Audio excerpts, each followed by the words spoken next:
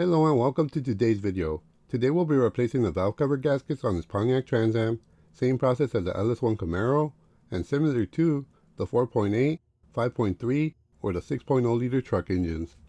Well, let's get right to it, starting by removing this air injection pipe from the exhaust manifold by removing the two bolts using a 10mm socket and a long 12-inch wall bolt extension. You'll want to be careful not to drop anything, because the last thing you want is for them to fall somewhere and get stuck in the subframe or have it be the famous missing 10mm socket.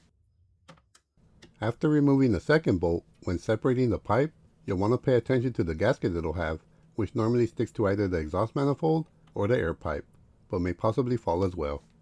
Followed up by disconnecting this ignition coil harness connector. Sliding out its lock clip, then pull up on the connector tab to disconnect it. For this passenger side, we'll want to remove the 5 bolts using the 10mm socket and wrench to remove this bracket with the 4 ignition coils mounted to it. This bolt back here is quite difficult to get to, but using the ratcheting wrench makes it somewhat easier.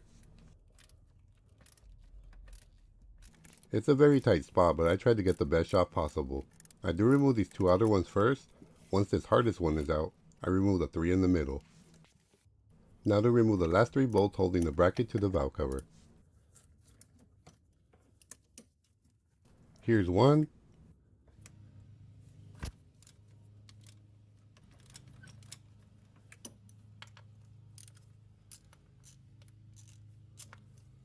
Here's the second. And the third.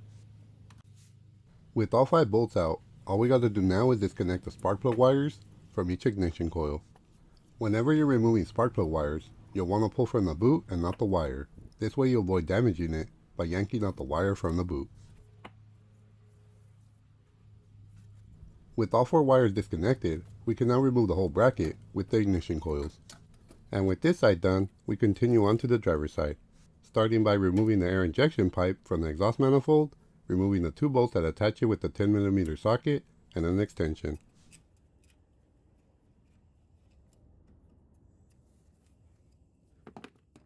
Once again, making sure that we don't drop the gasket. Now we can pull out the spark plug wires from the ignition coils.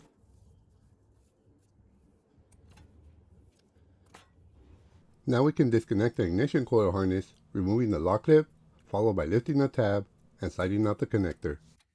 Remove this nut back here that holds the diverter valve in place using a 10mm socket, then loosen the rest by hand.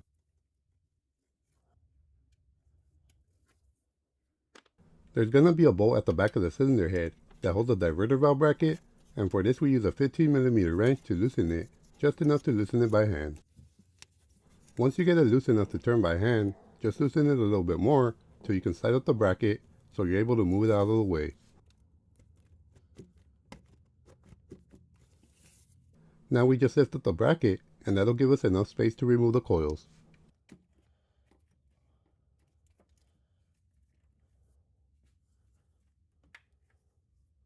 With the diverter valve out of the way, let's go ahead and remove all 5 bolts and get this coil bracket out with the coils. There goes the first bolt.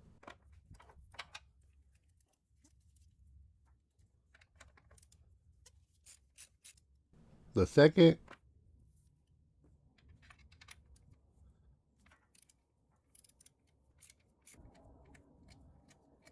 The third.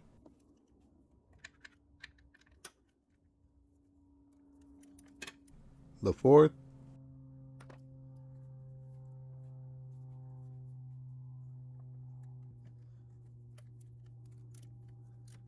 And the fifth. With all 5 bolts out, let's remove the bracket with the coils. There's going to be a PCV fitting back here on the valve cover. Let's lift that up and off of the grommet.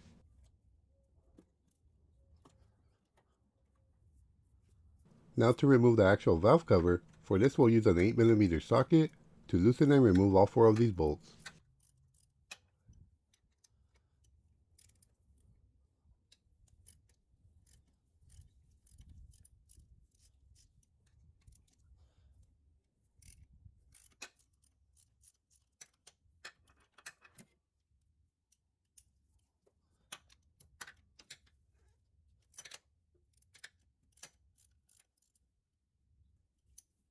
Once you got them all loose, you can either remove the bolts individually or loosen them till they're not holding on anymore.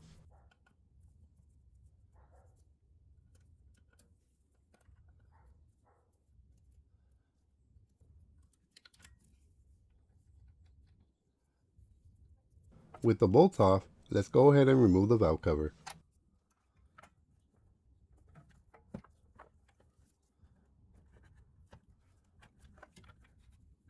Now to remove the passenger side valve cover, we'll want to disconnect both the hoses that are attached to the valve cover, sliding off this front one first, then this one in the back.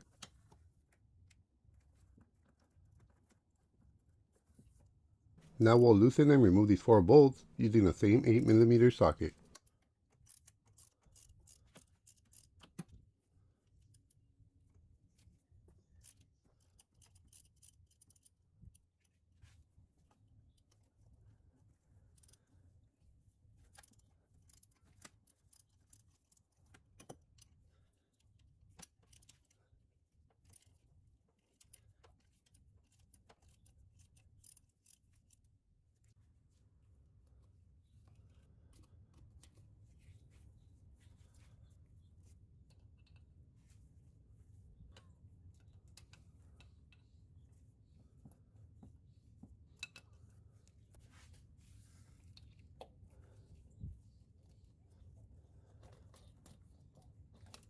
With all 4 bolts off of the threads, let's slide out and remove this valve cover.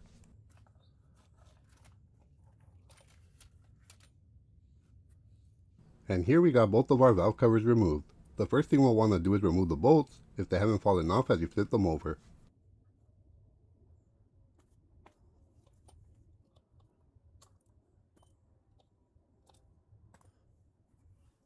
Followed up by removing these old valve cover gaskets.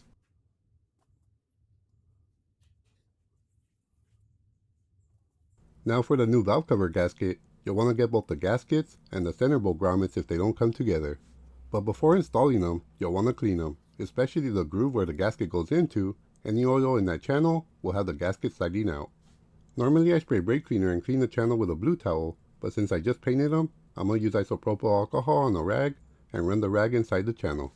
And for that video on cleaning and painting the valve covers, I'll have it linked in the description or up here on the video cards.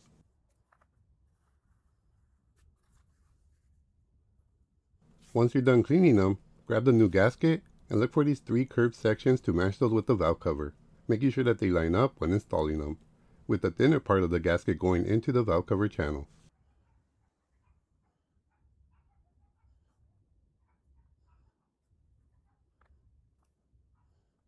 What I like to do is get the gasket going in from both sides and then meet up here in the middle at the bottom.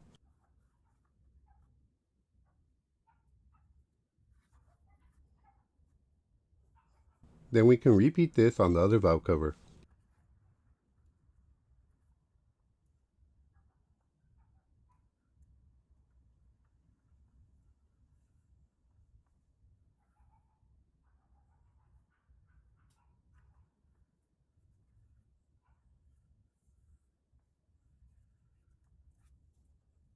Now for the grommets. The first thing we'll need to do is get the old grommets off of the bolts. You can either slide them out if they're still soft enough to, or you can cut them off, but these will still come out, so just push them out as best you can.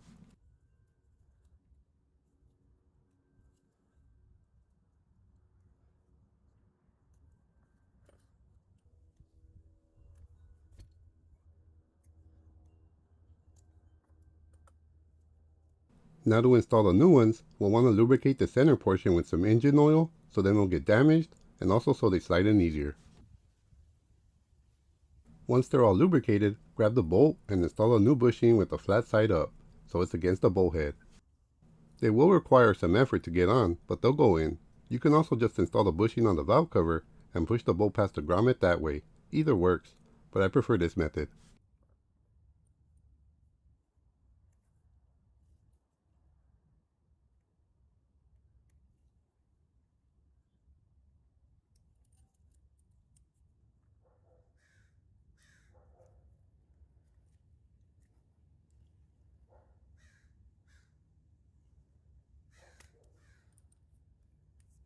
With all the grommets installed and the valve covers ready, let's get them installed onto the engine.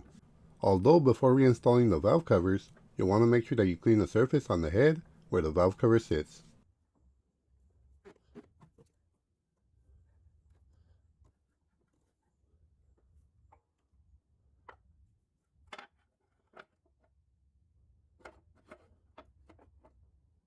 Once we get it lined up, let's start getting the bolts back in.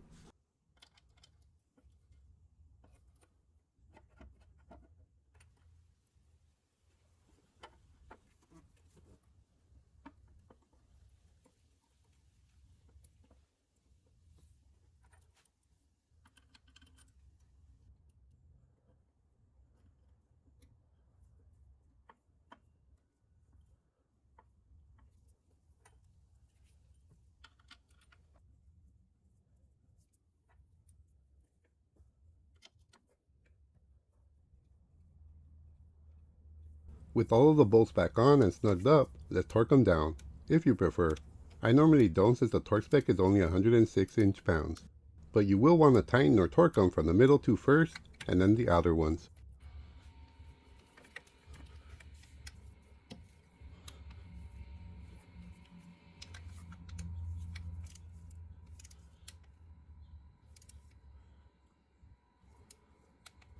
With our driver's side valve cover on and torqued, let's go ahead and install our passenger side.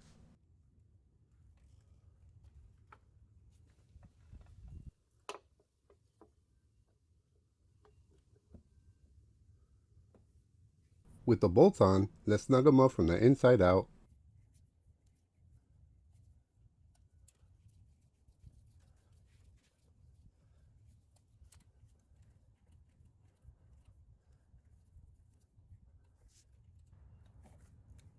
Once they're all snug, let's torque them to spec.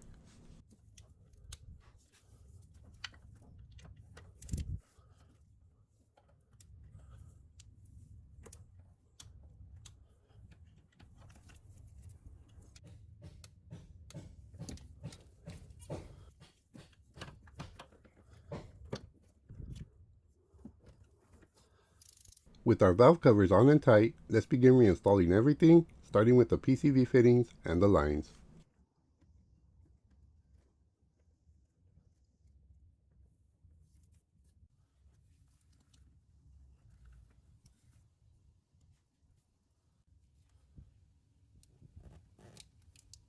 Followed by the bracket with the coils, plus their 5 bolts.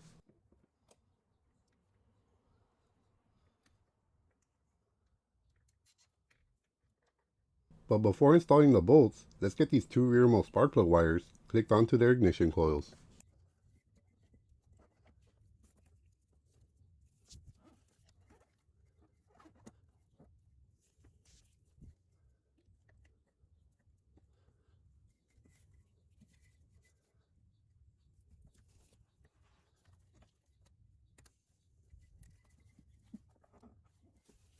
Once you get them clicked in, line up the bracket and install the bolts.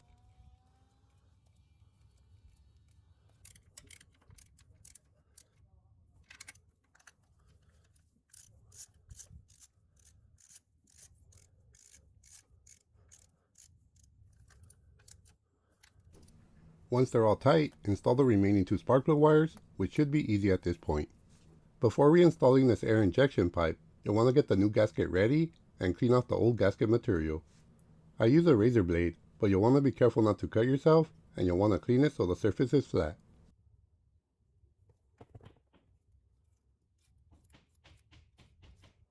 You'll also want to remove any material that gets in the hole. And here we got our new replacement gasket, but before installing it, we also need to clean the exhaust manifold side.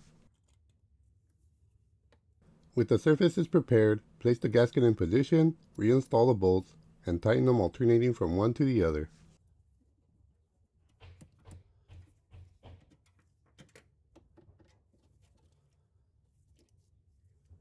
Now we'll reconnect the ignition coil harness on both sides after installing the coils, the diverter valve bracket, and clicked in the spark plug wires on the driver's side as well. All that's left to do now is to start it up, completing this video. Well, I hope you were able to find this video helpful and informative. If so, please click that thumbs up button to support my video and my channel. And please subscribe if you haven't done so.